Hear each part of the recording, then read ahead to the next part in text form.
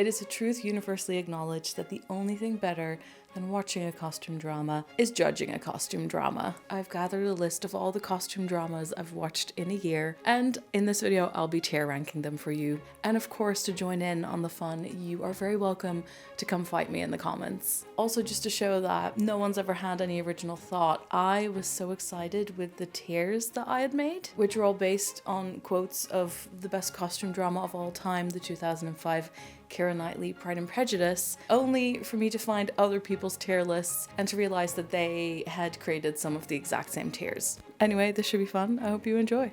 All right, we're set up. Let me talk you through my tiers. Number 1, of course, Bewitch Me, Body and Soul. No further remarks needed there. What excellent boiled potatoes. Then for some of the middle of the road ones that I don't feel much about, I've got You Must Own She's Very Plain. Then for the ones that are kind of, definitely falling towards the bottom, Not Handsome Enough to Tempt Me. And finally, the worst tier is My Good Opinion, Once Lost is Lost Forever. Also, yes, I did do this in Photoshop instead of on the official website because the official website wants you to log in with your Twitter and they can't trick me. Number 1, we've got the TV show The Confessions of Fanny Langton. People were kind of comparing it to Jane Eyre. It's a little bit gothic. I am halfway through reading the book actually, and I've met the author before. It's about a young woman who starts working in a household in London and she falls in love with the woman that she's the maid for. But there's also this really dark history where she grew up on a plantation in Jamaica and there are all these experiments that were being done on enslaved people. So there's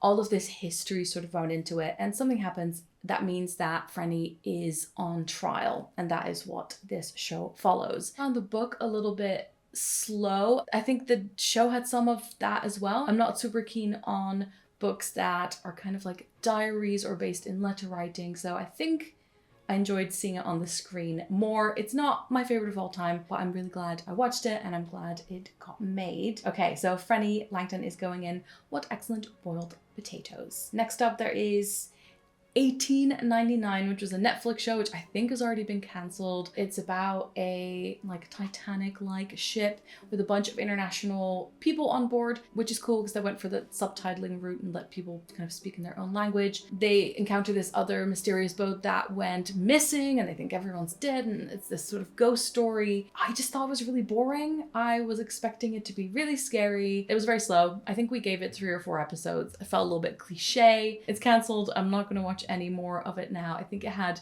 potential. It looked really cool, but that's going in the My Good Opinion Once Lost category. Then Bridgerton season 2. I wasn't super into it when I watched it for the first time. I think I didn't give it the proper attention. I kind of just watched it in the background. Then all the memes and clips and posts online came and I kind of got drawn back into it. This has happened with me a few times before where seeing enough edits on TikTok and little clips actually makes me want to go revisit it. So I watched it a second time and enjoyed it so much more. And actually I would consider watching it a 3rd time. I'm not the biggest Bridgerton fan in the world. I don't think I'd ever read the books, but I had a really good time with this one. I think I'm going to keep the top tier for the really special stuff. So I'm putting Bridgerton season 2 in What Excellent Boiled Potatoes. Next up we've got season 6 of Outlander. I am an avid Outlander watcher. I have many thoughts and feelings about the show, but I've watched it for years. Season 6 was extremely intense and traumatic, and it was very short because of COVID, but it does exist and I did watch it and I did find it interesting and enjoyable. I think this season has to go in You Must Own She's Very Plain, just because I feel like it wasn't a standout season. If you only know the basics about Outlander, all you need to know is that they're currently settlers in the US and war is about to break out. Next up, Sanditon. I kind of saved Sanditon because we've got some new Jane Austen that I don't know that much about.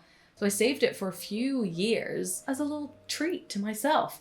And then when I finally watched it, I'm afraid I have to say I was quite bored. I don't love the main actress that they chose for it. So this is set in a seaside town that they're trying to make happen. And a young girl by coincidence is swept away and gets to kind of live in this town and meet the people there. And just wasn't that interested. Highlight, it's got Theo James, who you might know from back in the day as 4 from Divergent. I enjoyed him in the show. I enjoyed some of the darker characters. I just thought it was a little dull. It wasn't that funny. I wasn't even that into the costumes. Like, I didn't have any of the things going for it that I would usually really enjoy. I think I'm gonna put this in not handsome enough to tempt me. So I even watched episode 1 of season 2 and I can't, it's not for me. It's not the one, and I'm sad about it. Then, controversial Persuasion, the Netflix version with Dakota Fanning. No, what's her name? Dakota Johnson. Dakota Johnson. I was really excited about this happening. Persuasion has turned out to be one of my favorite Austen books. It felt like it was adapted by someone who didn't really care much about Austen and just kind of went like, it's popular. We'll pick Persuasion. It just didn't feel true to the book. I am all, as you will see in some of the shows that I'll be talking about, I'm all for inaccurate costumes. What else? Modern music. I don't mind those things. I just felt like so many little things just felt off. However, everything around it, like the houses, the side characters, especially the funny ones, the color grade, like everything was spot on except for the main characters and the main interactions and the main dialogue, which just was not it for me. I mean, you can't say, I don't think it's plain, so I'm not going to put it in plain. I am going to put it in not handsome enough to tempt me. Lady Chatterley's Lover, also Netflix. This is not a story I'm super invested in. It's about a young married woman whose husband returns from war and he is in a wheelchair and I think he just kind of has become like disillusioned with life, and she has an affair with the gardener, the caretaker. It's pretty sexy, it's beautifully filmed. I'm gonna put it in you must own She's Very Plain. I just didn't find it that interesting and I don't have that much to say about it, to be honest. Okay, then the next one, I was like, is this a costume drama? But a costume drama is something set in a historical time period. This is set in the 1920s with the costumes of the time, which it does. There's just not a lot of, like flouncy dresses. Banshees of Inisherin, about, again, I don't think you'll have missed this one, but it's about 2 lifelong friends on this very small island. And one day one of them decides they don't want to be friends anymore. And things spiral from there. Costumes are beautiful. The jumpers, the environment, the acting, it gets so dark, it's so atmospheric, and it's like funny in a really messed up, twisted way, and it is just exactly my thing. I loved it so much. If you missed it in cinemas, please go watch it. This is the first one for Bewitched Me, Body and Soul. Oh, you gotta go a little lower. Mr. Malcolm's List, based on a Regency romance novel. I didn't hear much about it except that I saw a few clips come by on TikTok. After I watched Sanditon and I was disappointed, Mr. Malcolm's List delivered all the things I wanted. It was funny, it was dramatic, it had charm, it had character. I just really enjoyed it. I would totally watch it again. Great, fantastic list of actors in there. So I'm gonna put that in What Excellent Boiled Potatoes. Next up, Ammonite. This on paper, perfect. This while viewing, also perfect. I didn't know that much about it. We've got Kate Winslet, Saoirse Ronan, they're by the coast. There is this famous, what is her name? Hold on, I'm gonna look up her actual name. So it's loosely inspired on the life of British paleontologist Mary Anning. A young couple comes in town, wife played by Saoirse Ronan. She is absolutely distraught. I can't remember what happened. I think she might have lost her child. And the husband says, can she just stay with you by the coast and like learn from you? And Kate Winslet's basically going like, absolutely not. She's a bit older. She's like, I've got my life here. I, try and find these fossils. That is it. In the end, she does kind of take Saoirse under her wing and a romance develops. I know, I loved the atmosphere of this, the way it was shot, the colors, the costumes. Really enjoyed it. Would watch again. Ooh, the question is, does this go in Bewitch Me, Body and Soul, or What Excellent Boiled Potatoes? I think I'm going to put this in What Excellent Boiled Potatoes, and I will see from my next rewatch whether it will go in Bewitched Me, Body and Soul. The next one's going into Bewitched Me, Body and Soul, because wow. The Essex Serpent, this is on Apple TV, Tom Hiddleston, Claire Danes.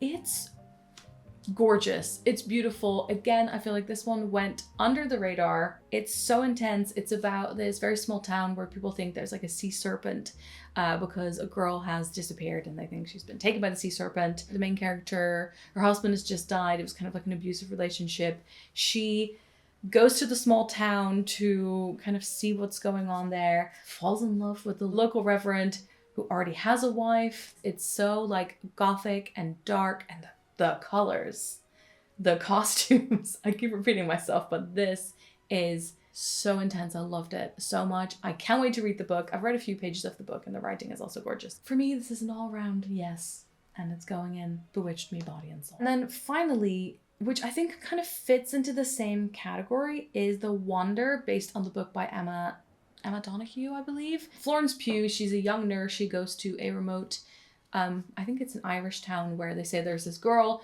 who hasn't eaten for days, weeks, and she's still alive and healthy. And she has to go and observe to see if this is really a miracle that's been happening. Very similar vibes to The Essex Serpent. I watched them around the same time.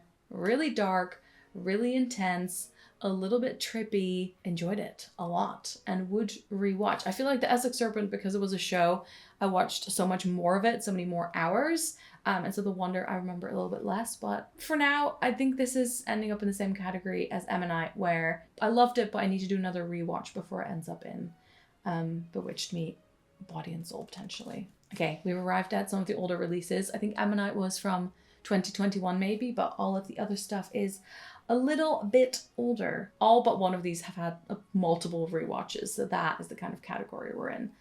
Little Women, Greta Gerwig's version, didn't catch me the first time because I wasn't that familiar with the story at all. Like, I hadn't read the book. Love Saoirse Ronan. I'm not super keen, I think, about stories that center around children, and some of the story does sort of take place when they're a bit younger, and it's a bit like maybe a little bit too sweet for me, but this has really grown on me, and now it's definitely become a bit of a comfort watch. But I am going to put it in What Excellent Boiled Potatoes, I think. I thought there were more things that I watched that I didn't enjoy, so I'm surprised that there's not that much on the bottom tier. Pride and Prejudice 2005, my favorite film of all time. No further arguments need to be made. It is going into Bewitched Me, Body and Soul. That's the only place that belongs. Lost in Austin. If you're an Austen fan, you haven't seen this, you are missing out. This is a mini-series. I brought the DVD to Starhead, which is one of the 2005 Pride and Prejudice filming locations, and I stayed there with a bunch of friends in a cottage, and I thought, what do I bring? Obviously, I have to bring Lost in Austin to introduce anyone who hasn't seen it yet. You can very much tell that it's a TV miniseries. It's about a woman who's obsessed with Pride and Prejudice. Then one day, a door in her bathroom opens, and friggin' Lizzie Bennet steps through the door. They swap places kind of by accident. She's stuck at the beginning of Pride and Prejudice, and she is making everything go wrong. It has one of my favorite tropes, which is like displaced in time. So she's, brought her lip gloss that Kitty ends up using while they're in a carriage. It's just an all-time favorite. It's going to Bewitched Me, Body and Soul. I love it. I could literally cry over the show. Okay, anyway, Austen Land. Same category, different approach. Another woman obsessed with Pride and Prejudice and can't find love because of it. She decides to go to this immersive Austen experience. She only has money for the cheapest package, so she is the plain Jane, the poor relation. Jennifer Coolidge is in it. It is hilarious. I find it so funny. I could rewatch it over and over again. I rewatched it very recently, and I think it's gonna have to go in Bewitched Me, Body and Soul.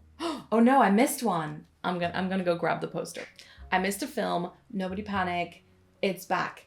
Emily. I made a full video about this film last year, and I interviewed the director. This is an interesting one. I really, really enjoyed it. I've been listening to the soundtrack nonstop. It is my reading soundtrack. It's about Emily Bronte, obviously. There are definitely a lot of creative liberties taken, including the inclusion of a relationship. I think it's a really, really good film. Do I have some qualms with certain things that I maybe would have done differently?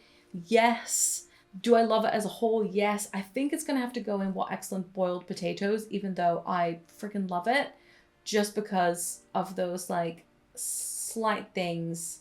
This film made me cry. Then we've got To Walk Invisible, which I think was made for TV, and it is about the life of the Bronte sisters. So I watched this again after watching Emily, just to kind of see like the different interpretations. It's not less cinematic, but it is a little bit more like straightforward, but I love everything they do with it. Emily, the film, is a little bit more about her being like young and wild, and then To Walk Invisible takes the story a little bit further and it focuses a little bit more on obviously the three sisters. Again, it's just like a different way of looking at the story. It focuses on different parts of it. There's like one or two things in it that feel like a little bit cliche maybe, but I think it's wonderful. Do I put it in Bewitched Me Body and Soul?